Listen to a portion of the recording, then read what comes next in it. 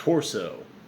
Is this little seen 1973 giallo film from Italy the first ever slasher film? I think it is. So Torso was released in 1973. It's a pretty small movie, and there's honestly not a lot of information out there about it. It was directed by Sergio Martino, who did a string of giallo films, some better respected than this movie, actually. All the Colors Are Dark, I believe, was one of them. But all these movies have multiple titles. Torso was released in Italy as The Body Shows Signs of Carnal Violence, which is a little cumbersome and awkward, so I'm not real shocked that that got changed for the American release. It was also apparently slightly re-edited for the American release. But it was a success here. It was actually did pretty well in drive-ins and grindhouse theaters. And I can see why. I mean, this is a pretty sleazy, straightforward, lowest common denominator type movie. I can imagine it playing at places like that pretty well. I mean, it's basically sex and violence. That's all this movie really is. There's not really a plot to speak of. It's a very simple story. Um, so why do I think it's the first slasher film? Well, released in 1973, it's well before Halloween, which was 78, and that's what a lot of like general haven't looked into it people would say is the first slasher. It just sure Halloween. Well, it's not Halloween. Black Christmas predates Halloween by 4 years, and Black Christmas is definitely a slasher as well. And Black Christmas, which was Canadian, would maybe be the first North American slasher movie, but it's still not really the first slasher. Some people would argue Bay of Blood, aka Twitch the Death Nerve, which has way too much plot to be a slasher film. That is a very plot-centric movie. It's also Italian. Um, it's a giallo. Also, the Texas Chainsaw Massacre, which I feel like is too dependent on brutality. The fear isn't just of death. The fear is of terrible, slow death, insanity. I think a slasher is a very simple movie. It's very linear. It's very much a roller coaster. It's just about the fear of dying, of the fear of being killed. That's all a slasher really is. If there's a police subplot, it's very minor. The focus is always on the body count. The kills are what propelled the story forward. That's why a lot of people will argue that Psycho is the grandfather of all slashers. Psycho, which was released I think in 1962, is a movie that once you get out of the first third of the movie about the stolen money, is a movie that is effectively being propelled by the fact that Norman Bates keeps killing people. So that's a valid argument to be made. But then you get the giallos in the late 60s and early 70s. Now, giallo is a word that just means yellow in Italian. And it was a word originally used to describe paperbacks. Paperbacks that were being released in Italy. Now, if you remember Pulp Fiction, the beginning where it explains what Pulp Fiction is a reference to, the Quentin Tarantino movie with Travolta and Samuel L. Jackson, it opens saying that Pulp Fiction was called that because of the cheap paper that was being used. It was pulp paper. It was rough, unfinished. These things were just being churned out. They were like dime store novels. They were very cheap. I have actually got an example of one right here. This is a fairly typical cover for that kind of thing. Notice sex, violence. That's pretty much what they were selling. So, the giallos were just the Pulp Fiction of Italy. Like I said, cheap paper. It was yellow paper, so that's just what they were called. Then they started doing the film versions of those, and some of them were direct adaptations, but others were just. It quickly just became a subgenre in Italy. So some of them were adapted straight from the actual giallo novels. Others were completely original conceits, but they were all just basically violent murders and gratuitous nudity. Now some of them had a little bit more of one, a little bit less of the other, but that was generally what was in them. And they were almost always detective stories, whether it was an amateur detective, which was actually really common, or actual cops. And they were they were propelled by the body count. Now, a traditional detective story would have had, maybe a murder at the beginning, but it could also be about a bank heist or something. Giallos were pretty much going to be about murders, and they would have many murders. It wouldn't just be the one to set events in motion, and then they'd have, you pick up the clues, the red herrings, all that kind of thing. Now, giallos were, you know, dead body, dead body, dead body. They were dropping bodies. It was violent ass movies, and but they were still very plot centric, and they were still to some extent a fairly traditional detective story. It was just a detective story where every so often another person would get killed, rather violently at that. Or it was a detective story where every so often, oh, we got to go to this whorehouse, and there would just be tits everywhere. It was just, they were just doing that. They were just injecting a lot of, B movie type content into what would otherwise be a fairly straightforward detective story. So, with giallos are often cited as being an ancestor of the American slasher film, and very rightfully so.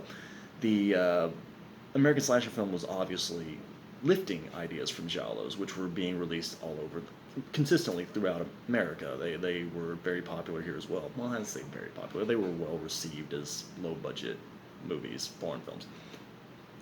So they were, they'd be released along with kung fu movies. This movie, Torso, was actually often played on a double bill with the Texas Chainsaw Massacre. So they were different in that. Well, let me start over. Torso is different from other giallos because the detective element of this movie is minimal. Not unlike Black Christmas, released a year after, not unlike Halloween, several years after. Yes, they are looking into it, but it's not an in-depth mystery. It's not, doing a whole lot of detecting. The detective's element of this movie is pretty much, well, there's a red scarf, and we're trying to figure out who bought the red scarf. Like, that's almost it. Aside from, there is a red herring, but it is just a very simple, straightforward movie, and it's very much a movie that's just being propelled by the kills. And there are quite a few kills in this movie. This is a violent movie. That's why I say it's different than something like Bay of Blood, because Bay of Blood had a lot of plot. Actually, you kind of have to pay pretty close attention to that movie to follow it. Torso, you can tune out for long stretches of this movie, and basically you'll be just fine. You can follow this movie. This is an easy movie to follow. It's also worth mentioning. I got the trailer playing behind me. That Torso, a lot of people think was an inspiration. The trailer for Torso was actually an inspiration for the Edgar Wright fake trailer in the movie Grindhouse. Don't. Edgar Wright, the dude who did Shaun of the Dead with Simon Pegg, his fake trailer. And the reason is that in Torso, they say torso over and over again towards the end. It's just torso, torso, torso. And don't, if you remember that fake trailer, they did that. They just said don't over and over again. Now, this is actually fairly common of movie ads at the time. They would repeat the title over and over again so people would remember it, because back then, this saturation marketing didn't exist. That pretty much came into being in the later 70s with movies like Jaws, The Omen, and Star Wars. But at the time, you might see one or two trailers for a movie, period. Like, that's all you would see, and there was no way to look it up. You would just see the trailer, and then a month later be going through the show times, and oh yeah, because you heard the title over and over again. So if you actually wanted to see that movie, you're like, oh yeah, Torso, yeah, I remember that. That was a pretty girls getting killed in Italy. So I will say for this movie, it is well shot. It gets a lot of mileage out of the architecture and the countryside of Italy. There's a lot of great architecture. There's a lot of beautiful countryside in Italy.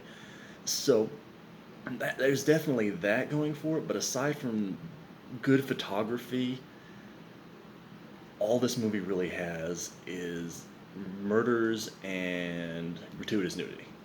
There's so little going on in this movie. That's why I say this really kind of is the first slasher film. I mean, this is very in the vein of like a Friday the 13th or something. It's really, the plot is just there's a guy wearing a mask, and he does wear a mask. Now, many giallos, they didn't actually do the masks thing. They would usually just do the killer's POV, which was also adopted by slashers.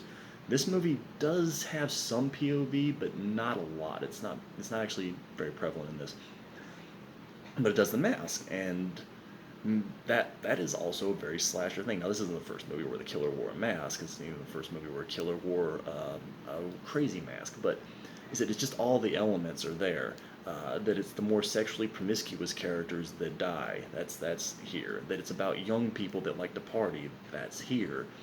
Again, it is just a narrative about the fear of death. These girls. So the story is there's a this group of college students.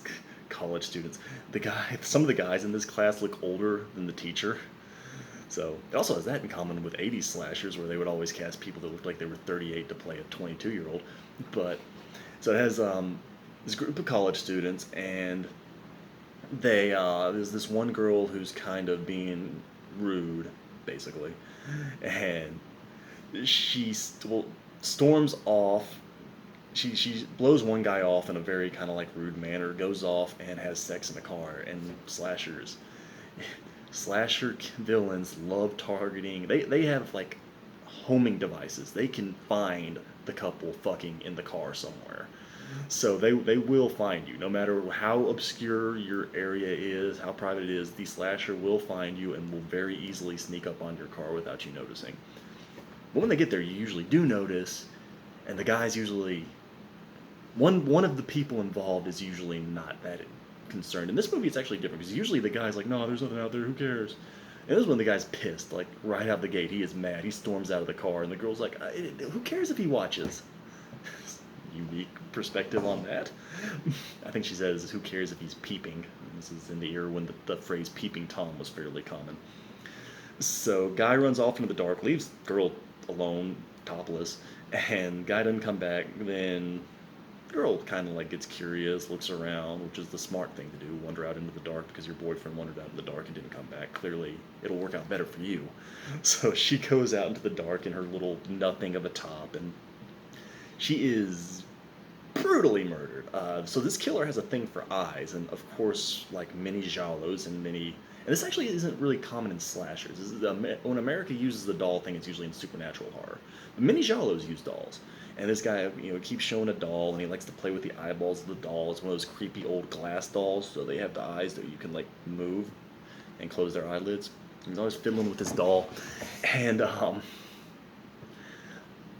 with her, he cuts her heart out. He acts like he's gonna go for her eyes, but then he just tears off her shirt and cuts her heart out. And I guess that's it is vaguely implied that he's a little bit of a necrophiliac. That it doesn't show it, but you see him. He likes to undress his female victims, not his male victims. But yeah, he doesn't go for the eyes of the girl. But then the cops get there, and one of them actually title drops the movie, says the bodies show signs of carnal violence. It's like, no shit, he tore her clothes off, but okay. Thank you, Detective Obvious. But yeah, the cops aren't in this movie very much at all, really. And so and I will give this movie credit also. This movie is kind of unpredictable a little bit. So the lead is this pretty redheaded girl, and I didn't learn any names from this movie, so I'm just gonna have to call these people by their physical description. This attractive redheaded girl who's got a guy who's always bugging her. He's won't leave her alone. He's kind of obsessive. He looks like he's 38. Again, he's supposed to be a college student. Um, so he's following her around, and he chases her up to her room at one point, and she's got this whole thing about a red scarf that the killer had a red scarf. She knows she saw a red scarf somewhere, but that's about as much detecting as she does. She's just trying to remember who had a damn red scarf. But then one of her friends has an argument with the teacher, and she gets all mad and goes off with these two guys who get her high, take her to a party, try to have sex with her, but then she storms off. I think she actually burns one of them with a cigarette, and she runs off, and the guys chase after her on a motorcycle, but they wreck, so they're idiots. And then she gets killed, and the killer actually does take out her eyes. So, redheaded girl, she's like, all right, hell with this. I'm leaving. I'm out. And she takes this lesbian couple that she's friends with, and just goes off to the countryside. In the meantime, there's this bald weirdo who is kind of a red herring, but not, because he dies pretty quick. Like I said, there's not much plot. There's not much mystery to this movie. I mean, I didn't. You can kind of guess who the killer is, like, just because this is a flick where really there are only two serious suspects, and one of them they're pushing really hard. And in a horror movie, or in a mystery in general, the person that looks super guilty, obviously, is almost never the killer. It's always, someone else. And spoilers if it matters, the teacher's the killer. And like I said, it's either the stalker guy or the teacher, and you can tell. So, but anyway, so blonde girl, redheaded girl's friend decides to follow them up to the countryside, and they all arrive in this little tiny Italian town, and all these drooling yokels see these four beautiful college girls in their skimpy outfits and are just mind blown. One of them says, "There's four sets of ass up there." I never really thought of an ass as a set. Okay, that was a funny line. So they have all the creepy, leering locals. They have this nice, big, beautiful house. The two girls, the couple hook up. The other two don't. They get caught nude sunbathing. Like they go skinny dipping. Like I said, this is a movie that basically has no plot. This is basically a movie where someone's either getting killed, taking off their clothes, or it's pretty boring. There's no narrative. The characters are dull. The acting is fine, but there's no personality here, so there's no reason to really worry about it. So this isn't a good movie, really. It's honestly not an awful movie. Like I said, it's reasonably well shot. The and maybe if the gore effects were better, but this is early '70s. This is pre Tom Savini, so there's nothing. It's not good. Like when they're cutting the girl's chest open, it just kind of looks like rubber. Really, it the eye gouges don't really hold much impact, and there was better gore effects at this time, honestly. But wasn't a very high budget movie either. This is obviously a shoestring slapped together. Let's just get this thing out there. We can make a few bucks off it. And I think that the laziness of the production is what caused them to accidentally create a slasher movie, because he said slashers are very simple, and that's the appeal of them. They're a movie that you can just kind of turn on and watch, and you don't really have to think about it. Just if you like horror movies and you just want to relax and not really think about it, just kind of zone out. It's it's fun, and that's the beauty of a slasher. But this movie's narrative is so lazy and half-hearted that they kind of invented a slasher by accident because they said, I don't really feel like writing a bunch of detective crap. Who cares? Let's just have a couple more kills. And like, well, this movie's kind of boring. I mean, there's a kill and then nothing happens for 10 minutes. And I just have the girls take off their tops and bottoms about in the middle. So kill 5 minutes, nude scene 5 minutes, kill. That's kind of the rotation the movie gets into. Yeah, not a good movie, and it fell through the cracks. And I don't. I'm not surprised this isn't a classic. It's not a classic, but it is important. Now, how much of an influence this movie specifically had, it's hard to say. Like I said, this was a success. So, did the people who make Black Christmas see this? It came out the year before. I don't know. I know they wouldn't admit to it if they had, because the Black Christmas makers and the fans also really like to push Black Christmas as the first slasher. But then there's some people who will say Bay of Blood, or Twitch of the Death Nerve, which is a better movie. So, and then of course the Texas Chainsaw Massacre, and or if you heard Scream 4, you think it was Peeping Tom. That is not a slasher. That's a serial killer movie, for God's sake. But yeah, the definitions and boundaries of slasher differ between different scholars and different people.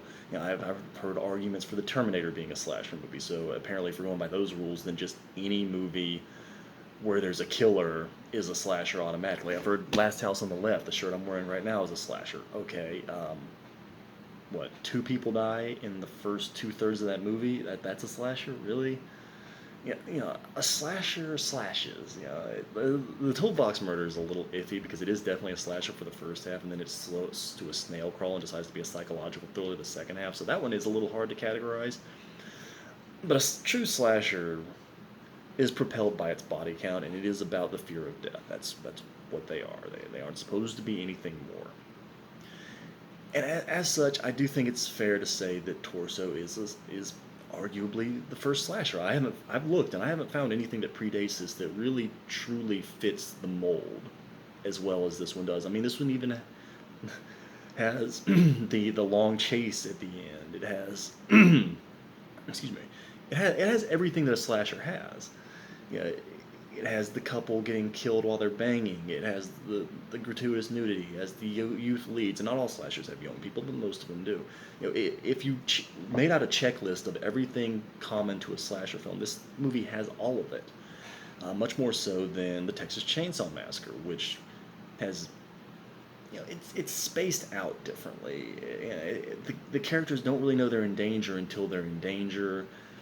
Yeah, I can't call that a slasher. I really can't. Maybe some of the sequels really kind of count as. I mean, part three is probably the most violent of all of them, and I would say three probably would qualify as a slasher movie. I can't really call any of the others slashers though. It's a fine line slasher splatter movie. But to me, a slasher needs to have a body count. It needs to have a consistent body count. You need to be.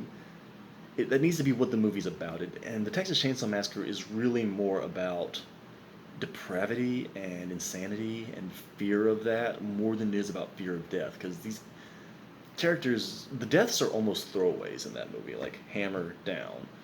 Yeah, but what happens to the bodies afterward is supposed to be what's so horrifying. So, there's an argument to be made, and there's been plenty of people who have said many different things, but I do think that Torso is the first slasher movie. And it's free right now on Tubi, so it's easy to see. I think it's also on Amazon Prime. I watched it on Amazon Prime, but I know it's free on Tubi.